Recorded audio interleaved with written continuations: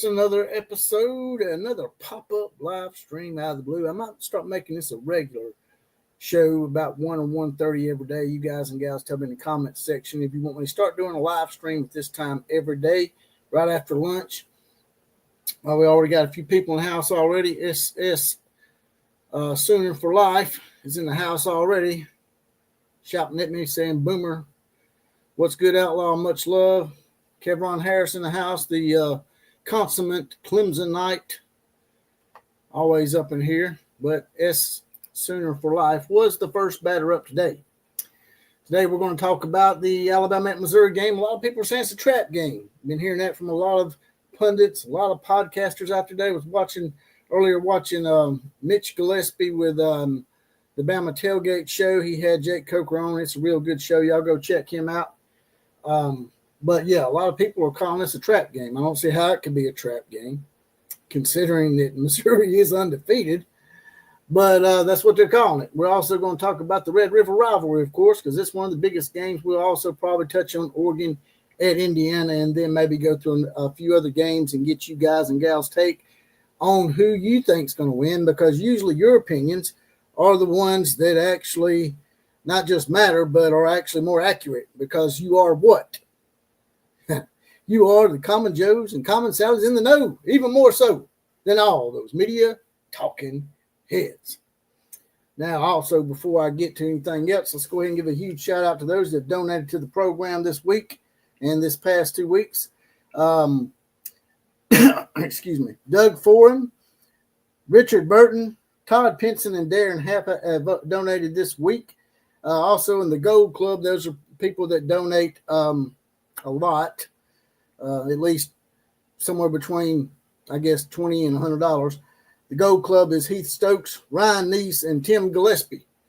Also, I might actually bring up a clip here in a second about this guy who's basically, I guess he's taking up for Arch Manning a little bit, saying that people are being unfair to Arch. The New York Times run an article saying that Arch Manning was indeed probably the first flop in college football, which is not true. The New York Times is always stupid anyway. I'm not taking up for Arch. I'm just saying there's been other flops in the past. Everybody remember Chris Sims' son that went to Texas? Yeah. Or Phil Sims' son. His actual name was Chris Sims. Chris Sims is the son of Phil Sims, and he was a huge flop.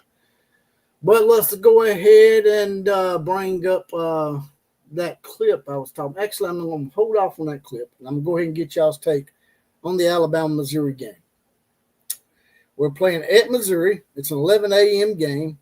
It screams of possible upset. I don't know how it could be considered an upset. This game probably should be a pick'em, to be quite honest with you. I think the line on the game started somewhere at like 4 points, 4.5. It's moved down to 3.5, and it may have moved down to 2.5 in some circles at this point, which is basically a pick'em. Alabama's coming off of 2 back-to-back hard wins. They beat Georgia on the road when nobody thought they could beat the Hedge Pistons, and broke their little 33-game winning streak. And then they turned around and flipped the script on Vanderbilt, who last year beat Alabama by just possessing the ball for 100,000 minutes. Alabama sort of turned the script on that, sort of added a touchdown at the end to make it look a lot worse than what it really was. It should have just been 23-14, but regardless, Alabama lost to Vanderbilt last year, and that ended up, in my opinion, starting the spiraling of the season that Alabama had last year, where they were really helter-skelter. They'd get up for the ranked teams and lose the unranked teams.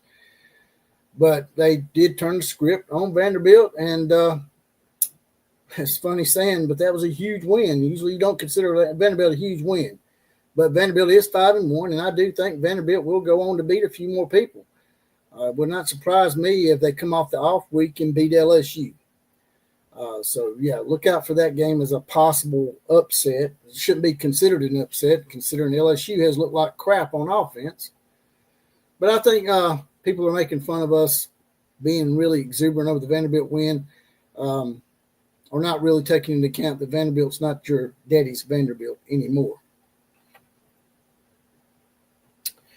Let's see who else is up in here. We got Russell Neese in the house. He says, y'all get them. Yeah, we're going to try to get them. Y'all get them too, brother. Y'all got to put the Longhorns down. I think you're an Oklahoma fan, right, Russell? Not sure. I've never asked you who your affiliation is, Russell Neese. Michael McCullough is also in the house. He says, me too, Center for Life in both cases. Exactly. Russell Neese says, anyone who sleeps on Bama does at their own peril. Well, at this point, you can't sleep on Bama. Alabama's never been slept on, really. They were after they lost to Florida State. They were given up to dead after we lost to the fake Indians down there on the reservation. Everybody thought we were gone, done, over. But as college football is, you can never tell who's going to win. Just take UCLA and Penn State, for example. But Alabama goes to Missouri, and you can't really call it a trap game, considering they're 5-0. This is a big game for Missouri. They got Alabama at home. We beat them 34-0 last year.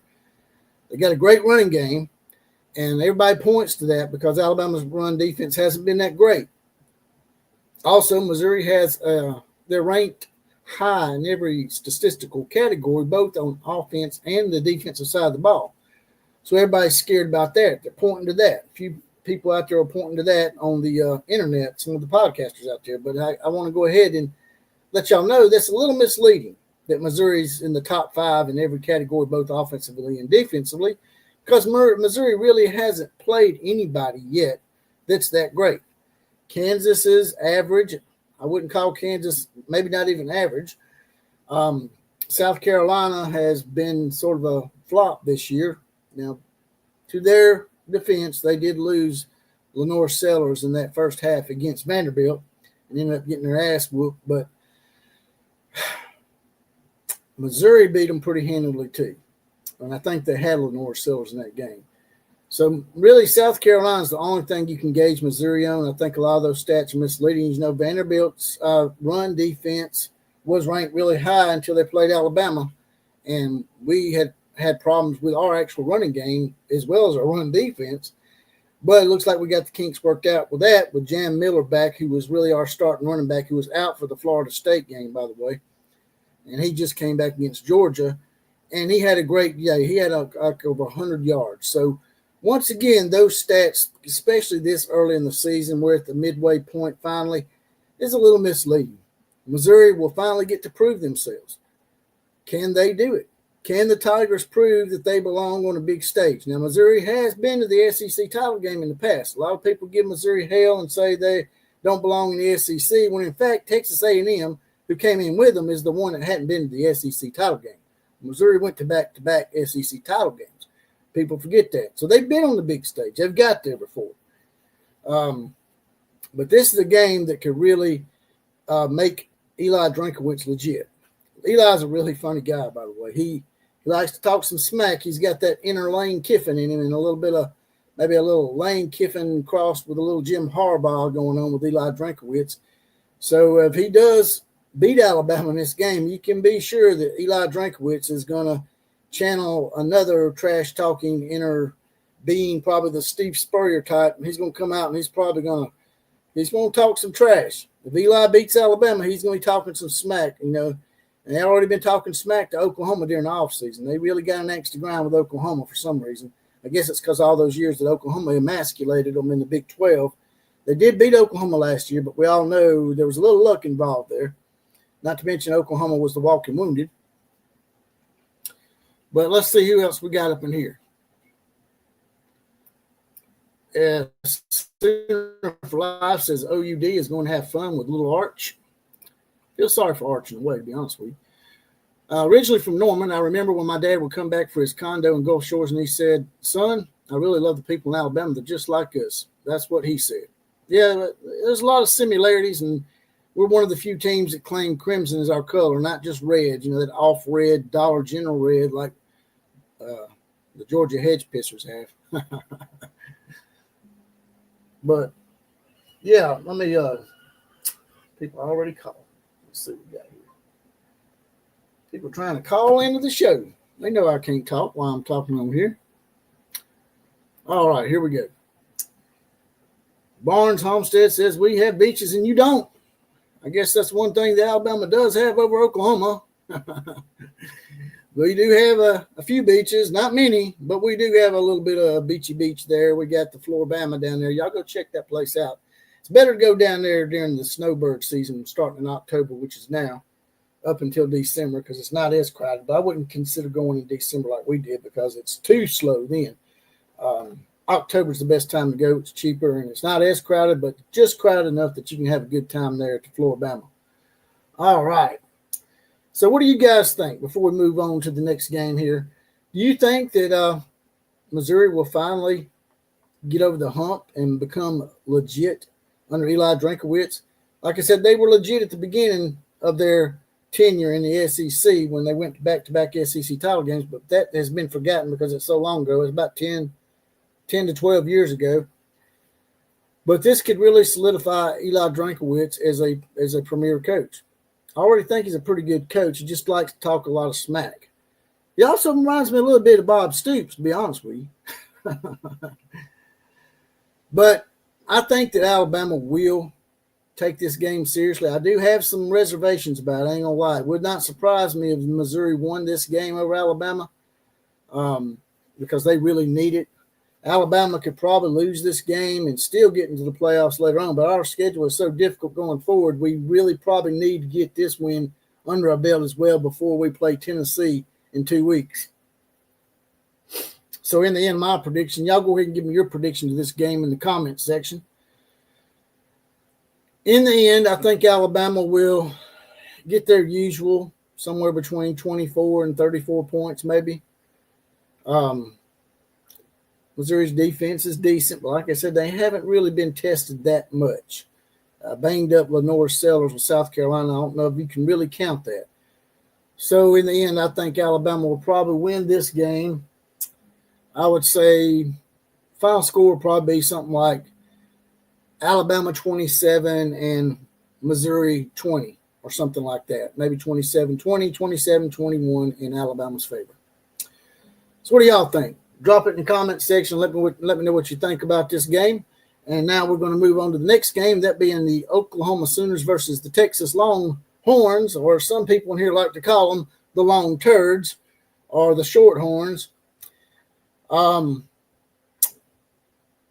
Who would have thunk this, man? Who would have thunk it? Oklahoma is ranked 6th in the nation. Texas is not ranked. Before the start of the season, it was supposed to be the other way around. This was supposed to be the dawning of a dynasty for Texas and Arch Manning. He was the next coming of Eli and his uncles Eli and Peyton, and it just hadn't worked out for him.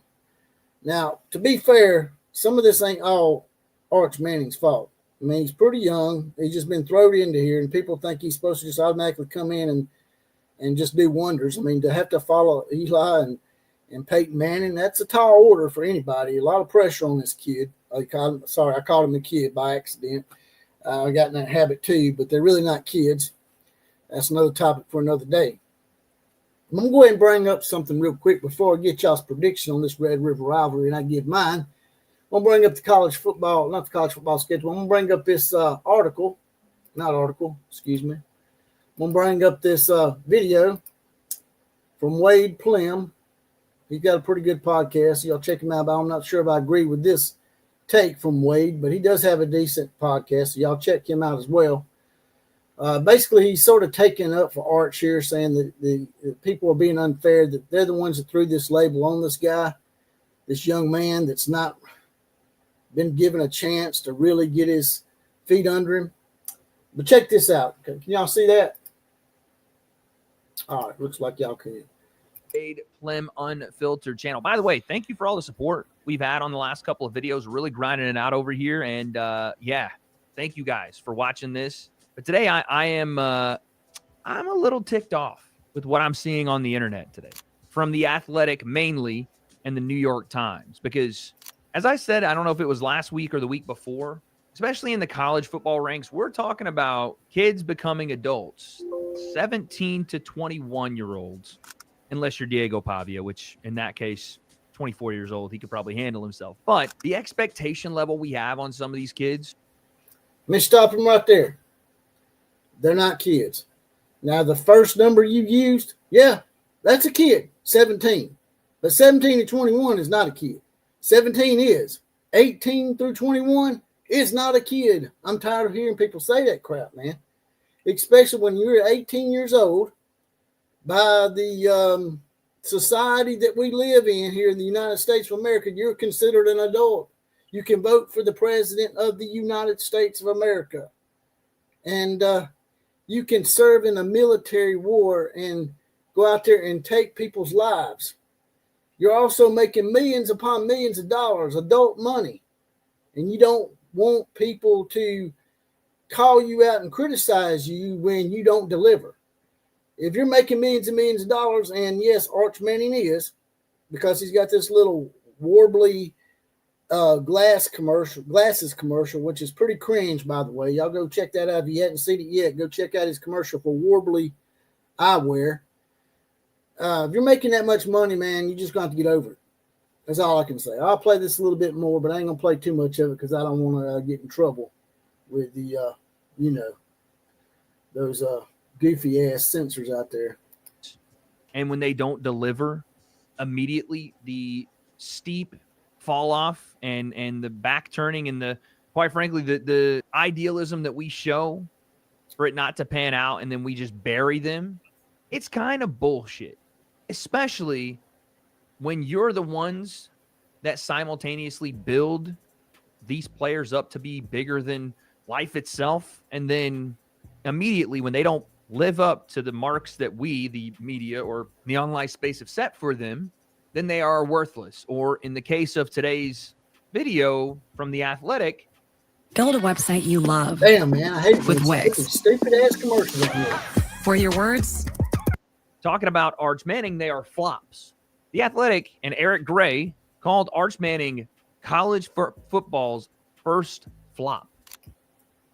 Now, I will admit that's taking a little too far. While I don't like Texas or Arch Manning, him being called the first flop, really? You know how many 5 stars have not panned out? I would say actually there's been more 3 stars and 4 stars that actually worked out and made the NFL rosters than 5 stars overall. And like I said, ironically enough, this happened with Texas before with Chris Sims and Phil Sims. I will be the first person to tell you, if you go back and look at my videos this week and the week before, that Arch Manning has not played to the level that he was sold to the rest of us as. He also hasn't played to the level of a starting quarterback of a top 10 football team. Those are the facts. Arch Manning has undersold what we were told he would be, but he's also not played very well for the position that he and his team were in. Preseason, however it may be, whatever you want to look at. But this kid has only started 5 games this year and 2. He's not a kid. Just so you know, he's a young man. And yes, he's immature. But just because you're immature and you're a young man does not mean you're a kid. That word enables these young men to go out and do things because they think, well, I'm just a kid. I can do and make all the mistakes I want, and nobody should be able to grill me or call me out and make me accountable for my mistakes. 2 last year because Quinn Ewers was hurt. And I'm not about to act like he's a true freshman because he's not. I'm not about to act like he shouldn't be playing better because he should. But flop? This is the same shit that pissed me off when I heard generational talent. And the funniest part about this, the most hilarious part about this, is that The Athletic are a bunch of fucking hypocrites for doing this because they wrote this article today. And by the way, I don't even give enough of a shit to go and read the damn thing based on this headline. College football's first flop. Not about to give The Athletic money for that kind of sensationalism. But what was also hilarious is the New York Times, and by proxy, The Athletic, were the ones that were fueling the hype train. Look at this from 2020. At age 16, Arch Manning, nephew to Peyton and Eli, is 6 foot 3.5 inch, 198-pound quarterback from Newman High School and potentially the 3rd generation of the Manning family to play in the NFL. This is when he was 16 years old. From The Athletic. Is it? Now, I'm going to stop it right there and just get y'all's reaction on that little bit of the segment from Wade Clem. Y'all go check his channel out. By the way, like I said, he's got a pretty good channel. And what I will say to Wade, though, is this. This somewhat is on the Manning family, okay? Yeah, he was being hyped up by all these services, and they're a little bit hypocritical as well, but the Manning family should have put this kid at the time, he was actually a kid then, they should have put him in a high school where he was competing at a high level against high-level athletes.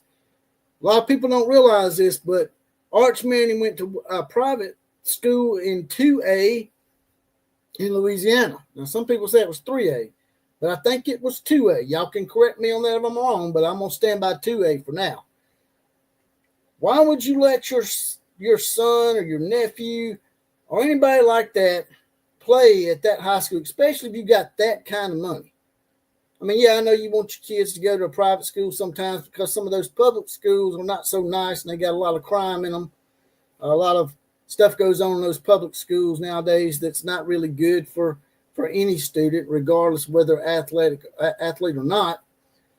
But still, if you want him not to have some kind of shock to the system going into the college football straight from 2A, that's just crazy, man. And that would be like asking a guy that's maybe a sophomore at an FCS school, it may be like Iowa Wesleyan or Pittsburgh State or Ferris State somewhere, to go from being a sophomore at the FCS school straight to the NFL.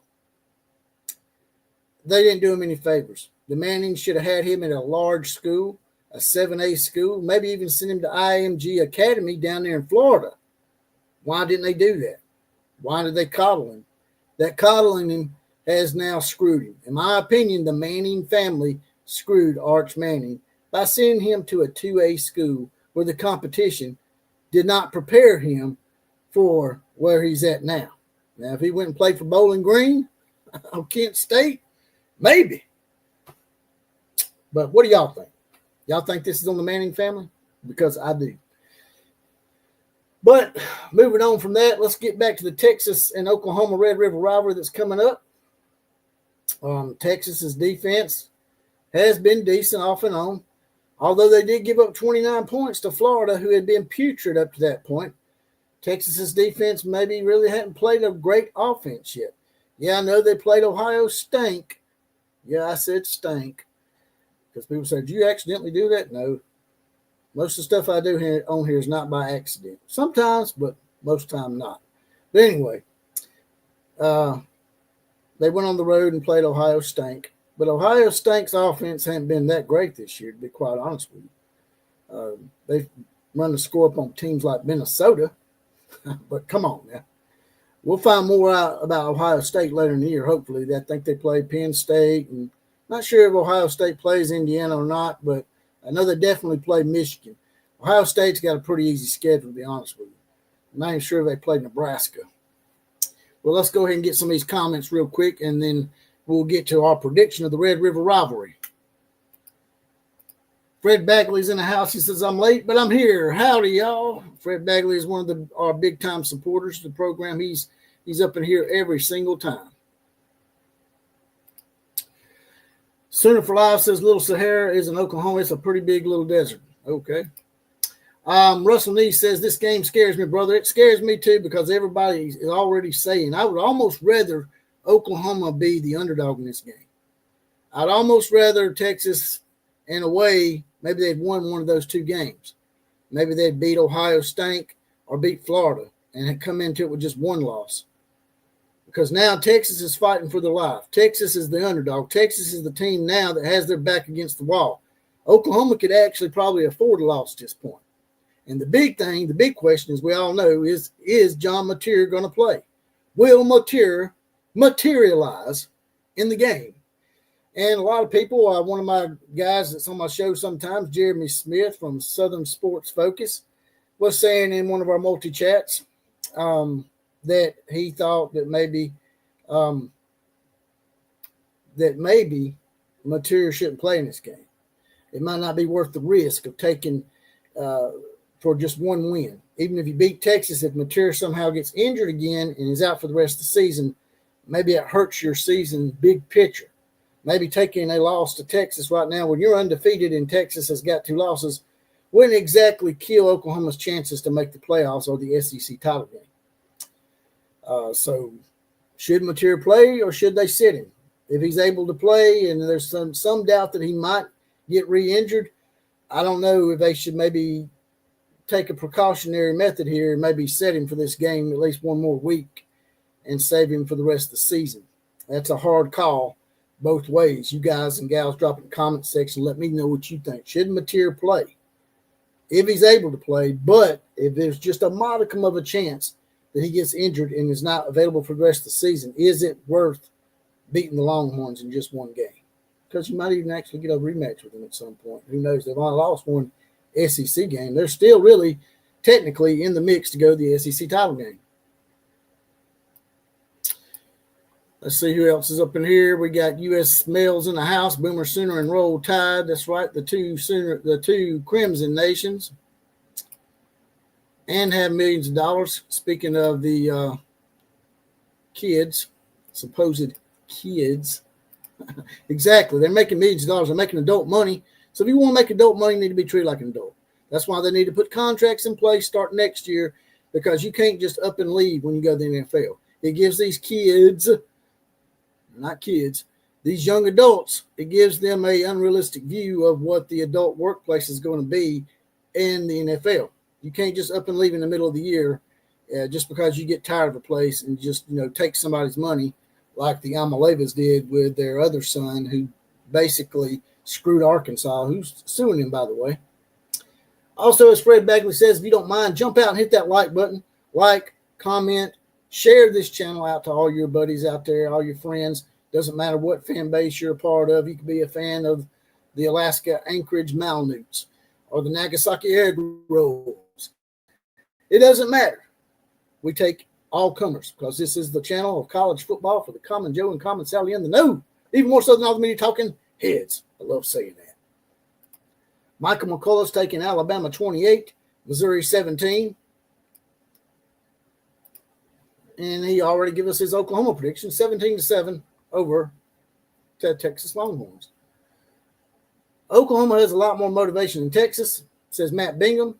Maybe, maybe not. I'd almost rather, like I said, that Texas be ranked ahead of Oklahoma at this point. Mateer is fine. We shall see. We shall see if Mateer is fine. We'll see if Mateer materializes. Fear Mateer. Texas is not going to be happy if Mateer comes out of that tunnel ready to play. He played 3 quarters against Auburn without the surgery. That's true, but I don't know if I'd suggest doing that again, Matt. I think that was a little risque, but hey, he's a gamer. John Mateer is a gamer. OU 20, Texas 10, says Fred Bagley. He completed 16 of his final 17 passes. This is true, but when you're in a game, they give you some turtle roll or something at halftime, like that movie Varsity Blues. You can get through one game, but getting through the rest of the season is another thing. Matt Bingham takes Oklahoma 42-13. U.S. Mail says, in my 7 decades, little M.O. has pulled their heads out of their ass once or twice every 10 to 20 years before returning to their usual irrelevance. You can bank on it. And when he says little Mo, he's talking about mid-poo. A lot of people call him mid-poo in here. A lot of the Oklahoma people. It ain't my fault. I didn't make the nickname up. I have made up some quite epic nicknames for some of these teams, but this one wasn't mine. They call Missouri mid-poo because they're in the middle of nowhere where nobody really cares. That kind of deal. Columbia, Missouri. Yeah, I have made up nicknames, but this one is on y'all. From the USC Skittle Shitters to the Georgia Hedge Pissers to Texas Long Turds. We got many a nickname. Used to have re-nickname shows on my shorts. Go check them out. A top 10 team is favored to lose and get blown out last year, and the team hasn't forgot it. Top 10 team favored to lose? I think Texas was favored to win that game last year, wasn't they? Bama bashes the Tigers in Missouri. Yep. Tigers is a good name for them, Rod, but I think we're going to stick with mid-poo because it makes them sound like They're in the middle of nowhere in Dookie Doo.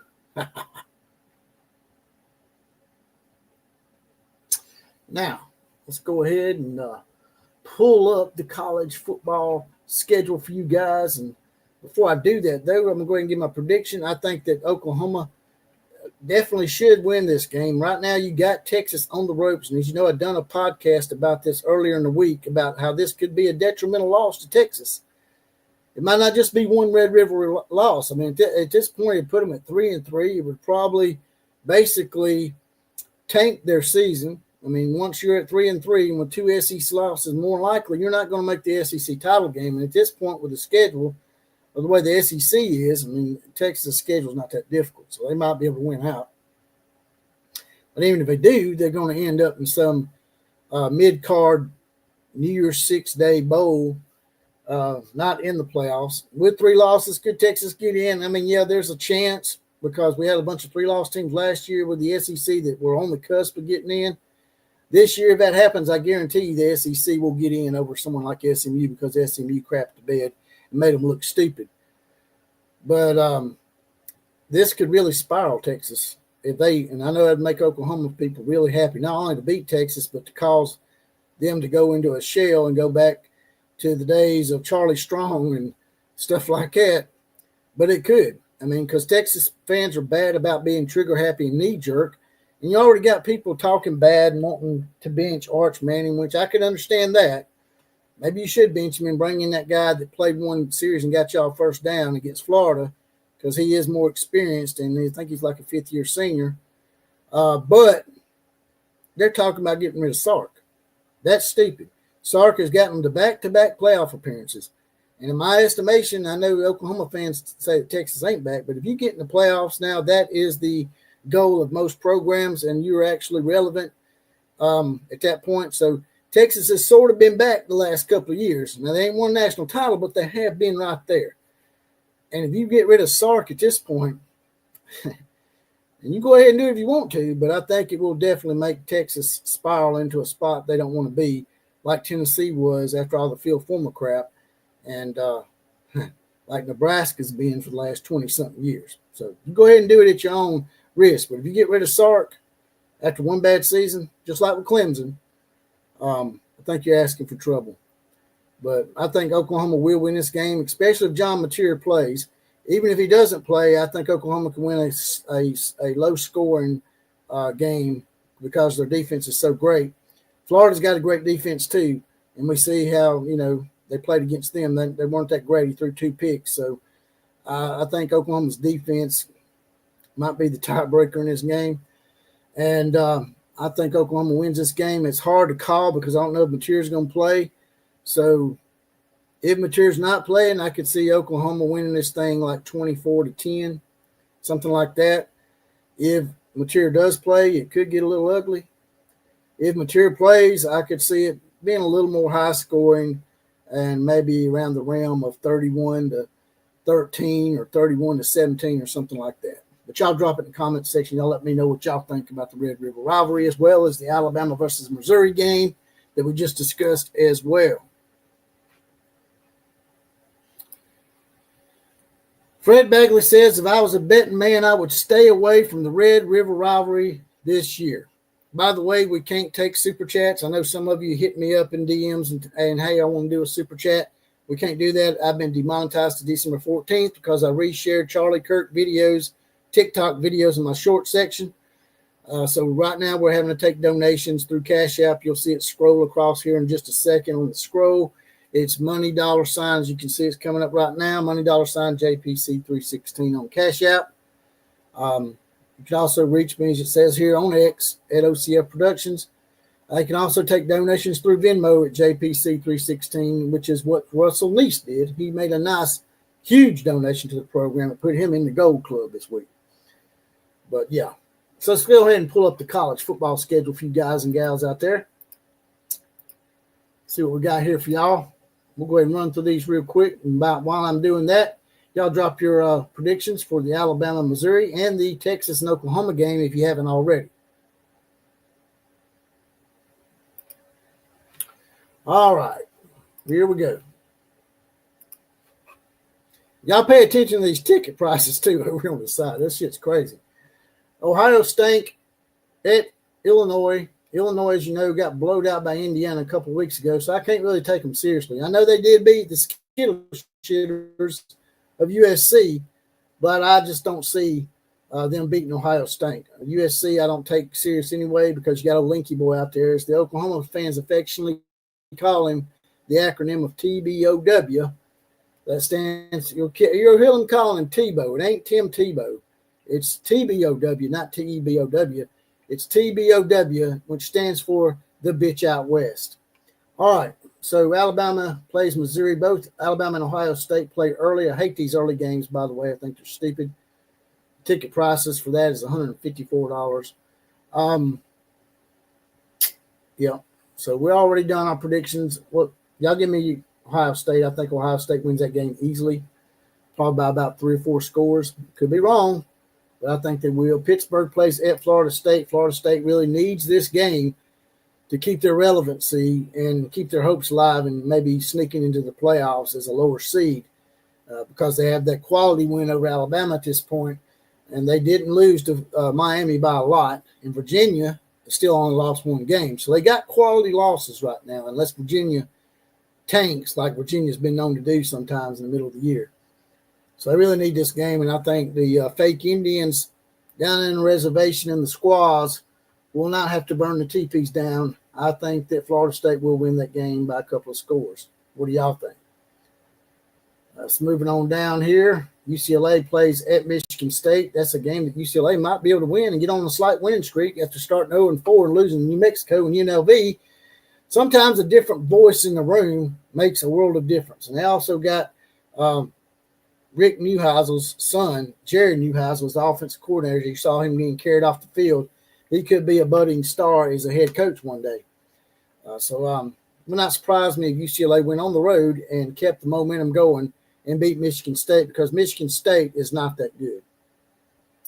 This is an odd game in the middle of the year for a non-conference game of this kind. And you got Washington State of the Pac-2 going to play Ole Miss at the Grove. Washington State hasn't looked that good this year. Long trip for them. I expect Ole Miss to win this game rather handily by about 21 to 24 points. There it is. It's Oklahoma and Texas. As you'll see, the ticket prices on some of these games, man, they're crazy. That UCLA-Michigan State game is a conference game, and it's $56. The Ole Miss game is only $24. But check this out. The Texas – here, you never thought you'd see this. Look at it. Oklahoma and Texas. They're 6th, and Texas is unranked. I just went over this, but it just boggles my mind how every year they rank these teams, and they just look like complete ass monkeys in a zoo playing in their poo. They should wait until the middle of October before coming out with the AP or the coaches poll. This season's a poster child for that, as number 1 and number 2 have both dropped out. Penn State is not in the top 25 either. But the ticket prices for this game are $282. Moving on down here, Virginia Tech at Georgia Tech. Virginia Tech's not looking too good this year. They're going to Georgia Tech, but Virginia Tech has had a couple of sneaky wins this year, so it wouldn't be surprising to me if Georgia Tech was sleeping on this game and let Virginia Tech sneak up on them and upset them. Georgia Tech is undefeated. They're one of the last remaining undefeated teams. I think there's 15 left. Georgia Tech better not sleep on this game, or Virginia Tech will sneak up and beat them. But I'm thinking Georgia Tech will not let them sneak up on them, and I'm going to take Georgia Tech in this game, probably by a few scores as well, maybe 21 points or so. TCU at Kansas State. Kansas State's not looking that good this year, but it would not surprise me if Kansas State were to upset TCU in this game. It's at Bill Snyder Family Stadium as well. TCU, they've been good off and on this year, but I'm going to take the upset here. I think Kansas State will upset TCU. What do y'all think? Northwestern at Penn State. That's a good bounce-back game for Penn State after a horrific loss to a winless UCLA team. They get lucky in the fact they're probably playing a Northwestern team that's equally as bad, but Northwestern did beat UCLA. So, I don't know. We shall see. These tickets are going for $14. compared to $282 for Oklahoma and Texas. That's crazy as hell, man. Penn State will win this game, I think, though. I think they'll bounce back. Nebraska at Maryland. Maryland blew a 20-0 lead to Washington last week. Could have been undefeated this season, this week, with a great home game against Nebraska. This game is only going for $26 as well. You'd think that would go for more. I think that Nebraska will probably sneak in there and get a win over Maryland and keep their losing streak going at 2 games in a row. I'm going to take Nebraska in this game by maybe a score, somewhere along the lines of maybe 21-14 or 28-20 or something like that. What do y'all think? NC State goes to Notre Dame. I would love to see NC State pull the upset here. I don't think they will. They've had a couple of bad losses. They lost to, well, actually, I don't think. Actually, they beat Virginia, who's ranked pretty high now. So they've got it in them to win a big game. But they did lose to Virginia Tech, who's really not that good this year. So you don't know what you're getting with NC State. It's on the road to Notre Dame. More than likely, Notre Dame will win this game. But I'm hoping NC State wins so we can go ahead and knock Notre Dame out of the conversation for playoff game. Because at this point, if Notre Dame wins out, I know they got 2 losses, but they're 2 quality losses right now. Texas A&M and Miami are both undefeated. So if Notre Dame wins out, Notre Dame will get into the playoffs. So we need to root for Notre Dame to lose at least one more game, maybe to NC State. It might be their best opportunity to lose because they got a pretty easy schedule. I know Navy is undefeated, but Navy hasn't really played anybody. Iowa State at Colorado. Con time Deion Sanders is continuing his con this year, as we're seeing without his son, Sakazulu Sanders, and Travis Hunter. He hasn't looked too good. So I think that he'll continue the con. The con is up for Deion. Now, if he wins this game, this will put him back on track to have a decent year. So Colorado really needs this game. Iowa State's looked good off and on, but I'm not really convinced about Iowa State either. So it would not surprise me if Colorado and con time actually pulled the upset in this game. I hate to take con time in any game. And Iowa State, I'm really a big fan of Matt Campbell. So my heart wants to go Iowa State, but I'm sort of feeling an upset here. But I'll stick with Iowa State. I'll say Iowa State wins the game by a late score somewhere along the way, maybe 38-34 or something like that. And the last big game of the day, in my opinion, is Indiana and Oregon. It's at Oregon. It's on CBS. The tickets are going for $146. Big game for both these teams who are trying to get to the, especially Oregon. Oregon's trying to get to that standard, that program that's considered a national championship contending program every year, and they've been right there on the cusp a couple of years. If Oregon can win that one national title, it might get them over the hump like the Miami Hurricanes did back in the day in the 1980s, get you in the championship at the championship table with the big boys, and maybe open up Oregon to maybe winning multiple national titles if they can come through this year and win one. But they're playing a pretty tough Indiana team. I'll be honest with you. I thought Indiana was a fluke last year, but it looks like they're not a fluke. Kurt Cignetti actually coached here at Alabama for a little while, and he's a huge trash talker. So you can be sure if Indiana pulls the upset here on the road against Oregon, he will be talking smack just like Eli Drinkwitz. But I don't think it's going to happen. I think Oregon will win this game, and Indiana will probably keep it close. And both these teams will probably go on to have pretty decent years, and probably both these teams will make the playoffs regardless of the outcome of this game. But I'm taking Oregon, I would say 30-21.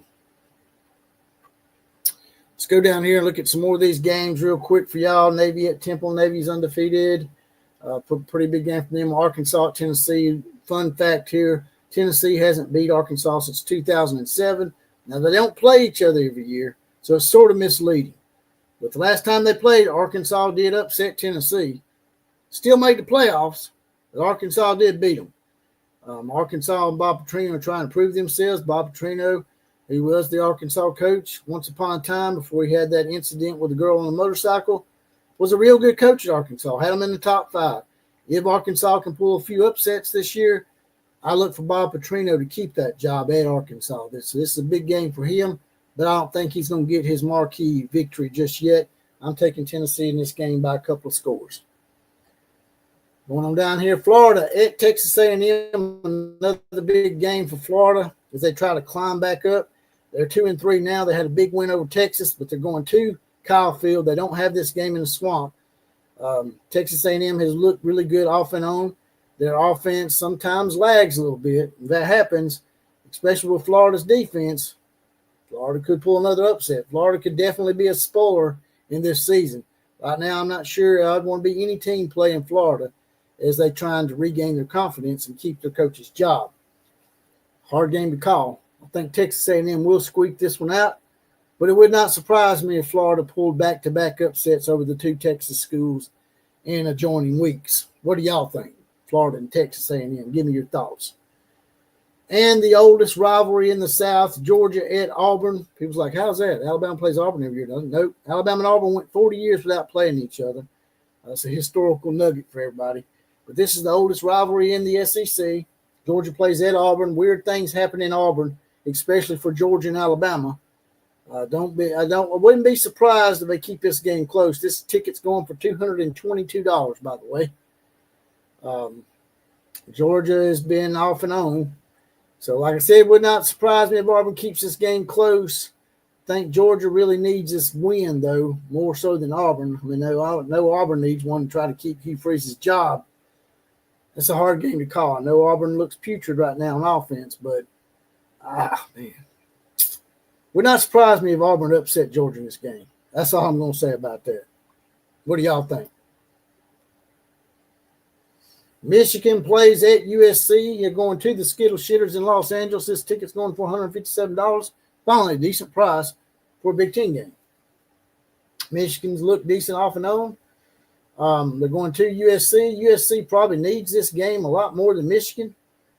So it would not surprise me if USC popped up after losing to Illinois and upset Michigan. But I'm still going to take Michigan in this game by a score.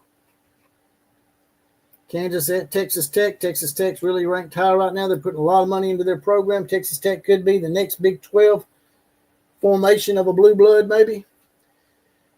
I'll take Texas Tech in this game because it's at Texas Tech. I'll take them by a couple of scores.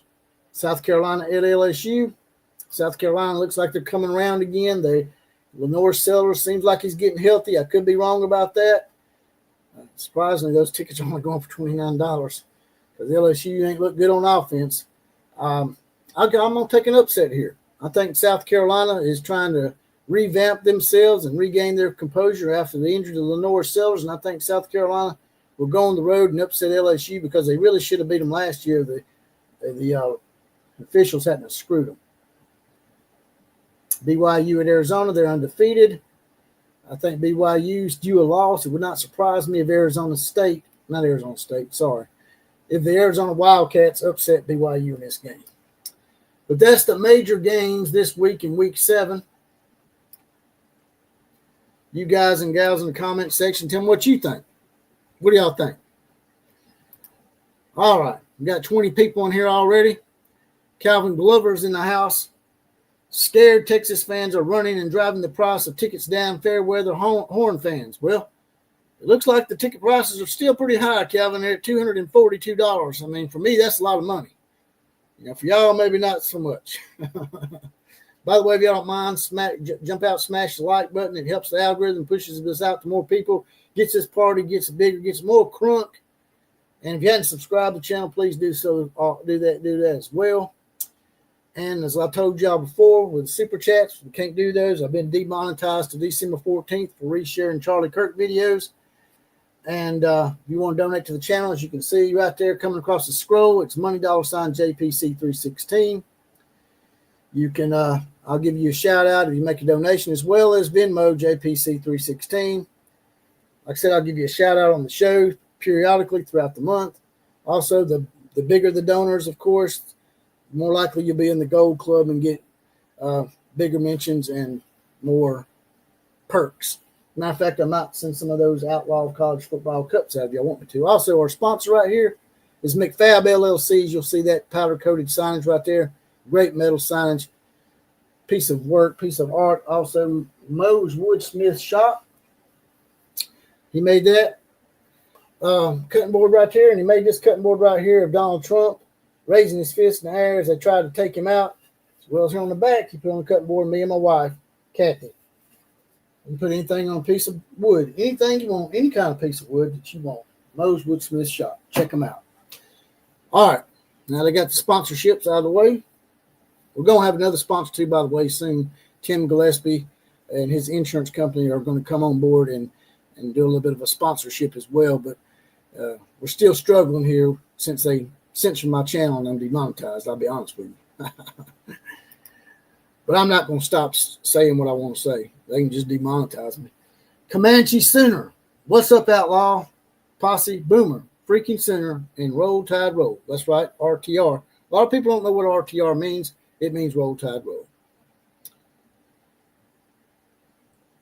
Larry Terwicky's in the house. He's our resident Nebraska fan up in here. Corn in here. Nebraska is on the road this week against Maryland. I actually took Nebraska in that game.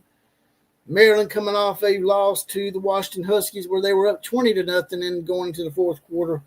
Maryland may be pissed or they may be having that lingering hangover game where they lose back-to-back games like Penn State. I'm betting the latter, Larry, that they will indeed have a little bit of a hangover from that bad choke job that they did against Washington. I think Nebraska continues the turmoil for Maryland with another loss.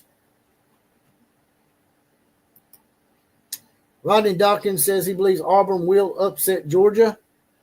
Hope you're wrong because first of all, I don't really like either one of them. I don't like the Barn Monkeys. By the way, it's another nickname. Another Outlaw Posse original. The Auburn Barn Monkeys, we call them that because they're down there in Lee County, Alabama, and they got tons of barns, and they act like monkeys in the zoo playing in their poo whenever they win a game.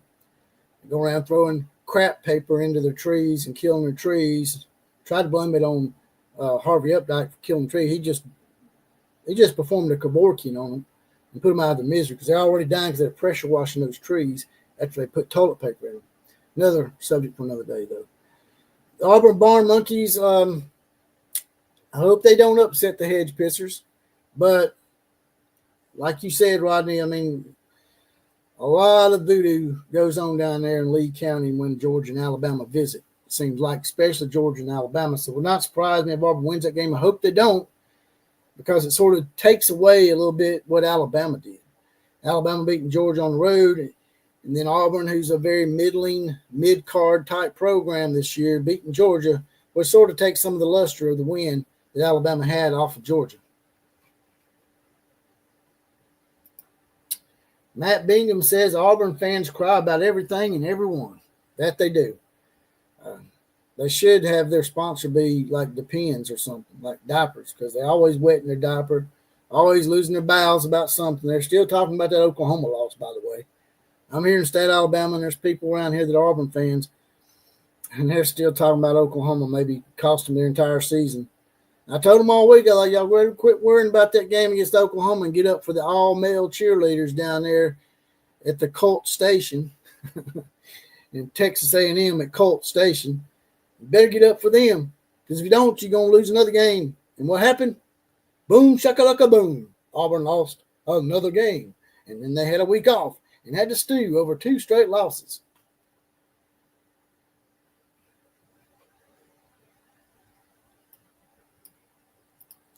Nomadic Slaw says, use the Brave browser to eliminate YT ads. YT ads. Well, I don't know nothing about that, brother. But I'll check into it. I appreciate the advice. I'll take any advice I can get. U.S. Mail says, I figure Auburn is still in their safe space, sucking their thumb instead of game prepping. Probably right. But they better get together real quick, because if they don't, Hugh Freeze will be back coaching Liberty or somewhere like that. He should have never left Liberty, to be quite honest with you.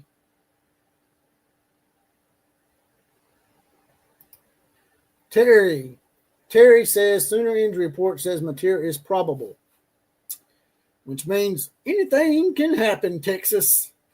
The eyes of Texas are going to be a little red and blackened if material plays. Could be wrong. I may be completely off base.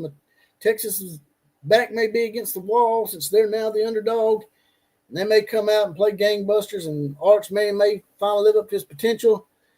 But if you ask me, I think it's going to be like one of those red strikes on the Family Feud back in the day with Richard Dawson, where you give a wrong answer. As far as Texas winning this game and getting back on track, I think it's going to be a big wrong answer.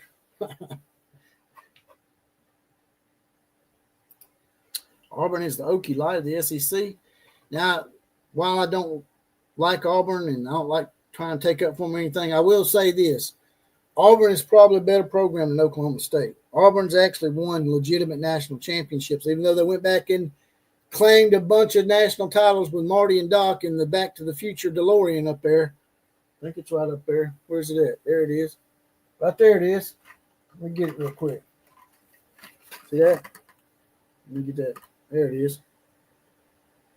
Right there. That's a DeLorean. That's what Auburn and Oklahoma State, too, if I ain't mistaken. Both of them jumped in the DeLorean, went back in time, and claimed a bunch of national titles. But Auburn has actually some legit ones as well, whereas Oklahoma State don't. Oklahoma State's overall record as a program is pretty horrific. They're basically owned by their in-state rival, that being Oklahoma. It's like 91-20. While Alabama and Auburn are pretty close. Not really close, but they're within 10 games of Alabama, I think, or 11. 10 or 11, maybe 12 game difference. Jack Burton's in the house. He says it's 2:36 p.m. and OU still sucks. Looks like we got a horns down in the house. Horns up, horns down, whatever y'all prefer. Yeah. 1.21 gigawatts of energy is what it took, says Jack Burton, for the Auburn Barn Monkeys and Okie Pokey Chokey State to go back and claim all those national championships. Woo!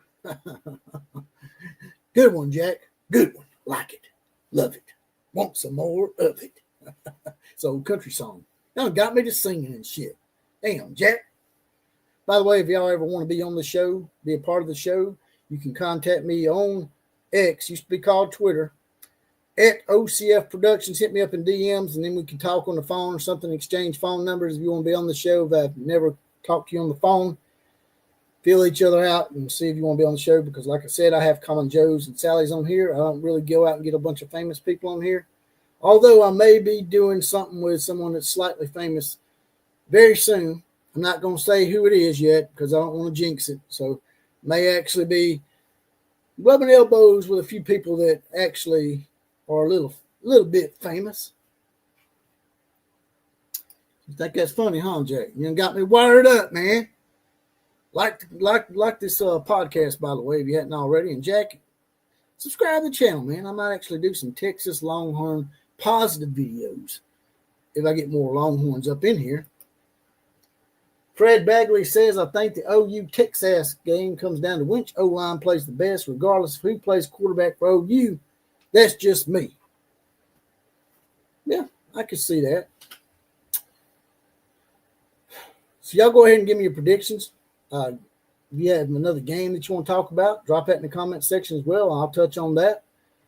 Give me your predictions for Alabama at Missouri, Oklahoma versus Texas, and I'd like to know your thoughts on Oregon and Indiana. Indiana travels to Oregon. That's probably the third biggest game, as well as the oldest rival, Georgia and Auburn, maybe Florida and Texas A&M. Those are the games I'm really interested in. My upset special of the week, I'm taking South Carolina over LSU.